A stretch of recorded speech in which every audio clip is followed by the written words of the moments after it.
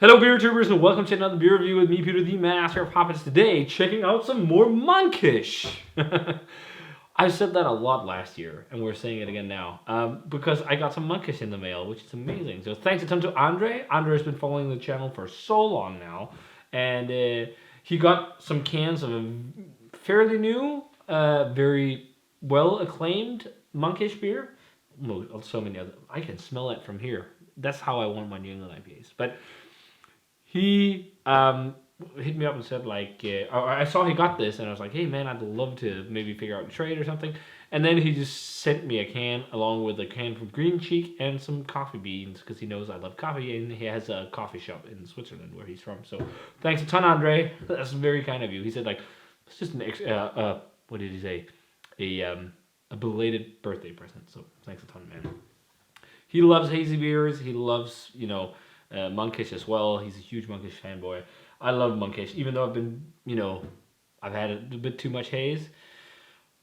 When it's Monkish, it's usually my jam. So let's dive straight into this one. We're going hard, going back on the Monkish train. We're gonna go ham with this one. This is Adiós Ghost Triple IPA. This is one of the most, I think, hype Monkish releases in quite a while, and I think this was released about around the time they opened up the Anaheim location.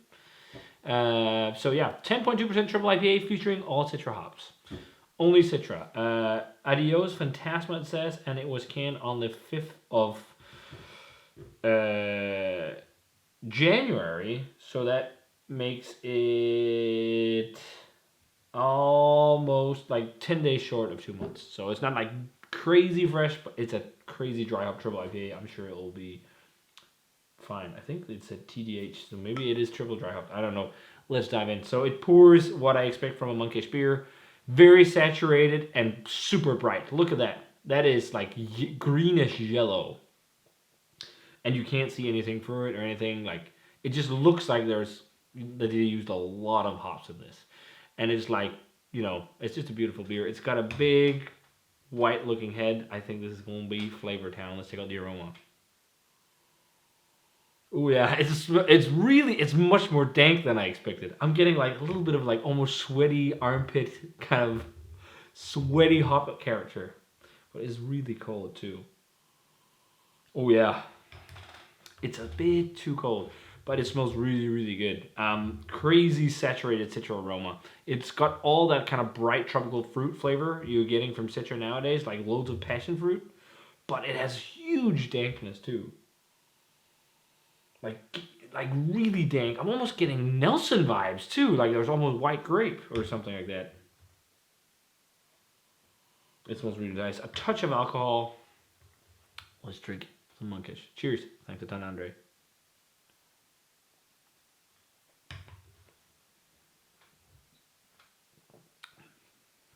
Whoa. Whoa. That is like, that's what you want. Like when I drink New England IPAs, I want that like, and that's got that. That is like, it's just so drenched in Citra hop flavor. But it's like, I think this is the most dank Citra beer I've ever ever had.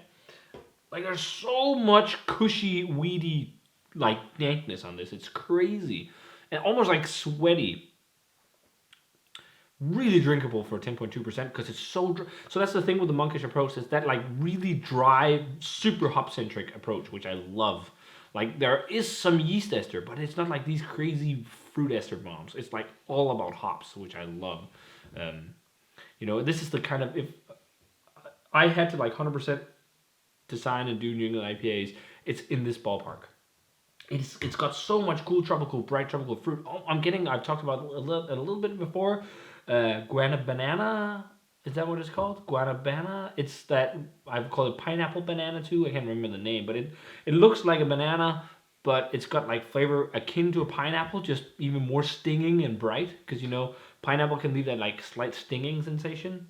And a lot of people talk about hop burn with this, and I can kind of see, or with beers like this, but I don't think like it burns going down like necessarily. I think it's often to do with something like using a mix of cryo and regular T90 pellets and the cryo hops staying in suspension in the beer, so you have that coating of like hop flavor on your tongue that is I don't think it burns. I think it's more or less like a bitterness type thing. But yeah, this is actually getting me kind of excited about New England IPAs again, even though I've been off it for so long, been kind of sick of it. This is really dope. Like, it's cold, and I want to drink it cold. Oh, I even got like, almost like, there's so much going on with this, like in terms of bright tropical fruit. Almost a whiff of, like, I don't know why I got coconut, but for some reason I did. It's usually something I never associate with Citra. So bright, so dank, so cushy, so tropical. Like, it's so intense, and I love that it's like that. Not that just sweet estery approach. It's like it's all about hops, but it's so saturated with hops. Like, we're sharing this two people with which is perfect. Behind the camera and here, I think I could drink a can on my own, but it would be a bit much almost. But it's so intense in saturation.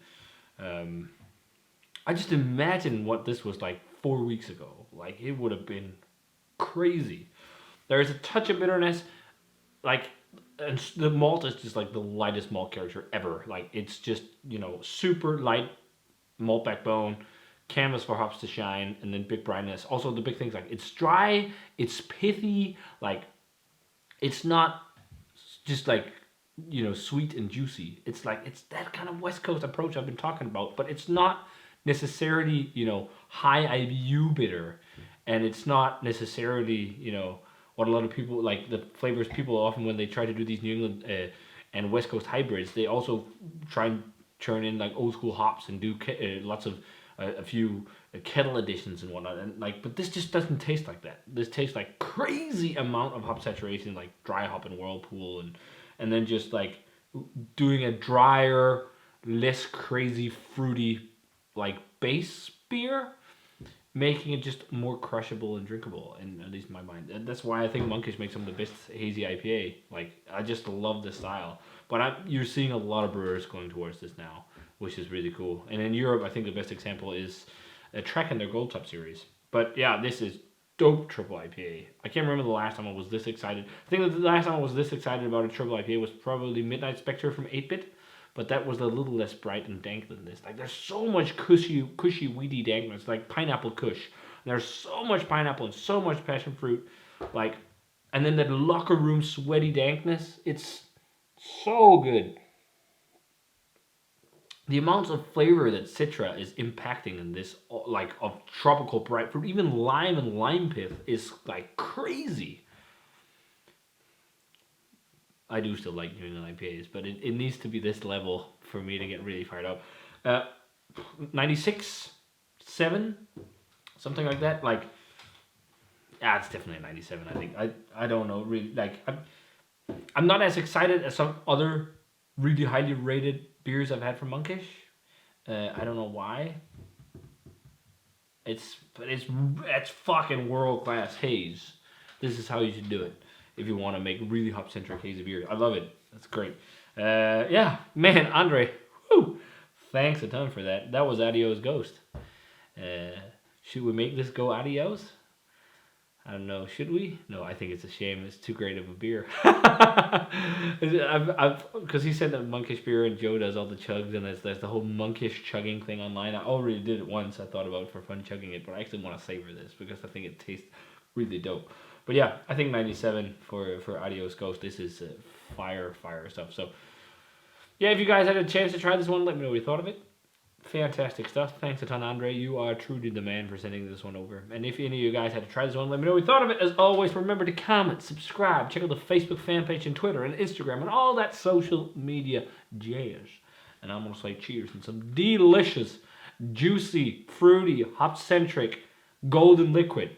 I'm going to give myself a golden shower now. No. And see you guys in another beer review. That would be fucking disgusting. Golden shower in this, though, would be really nice. Cheers.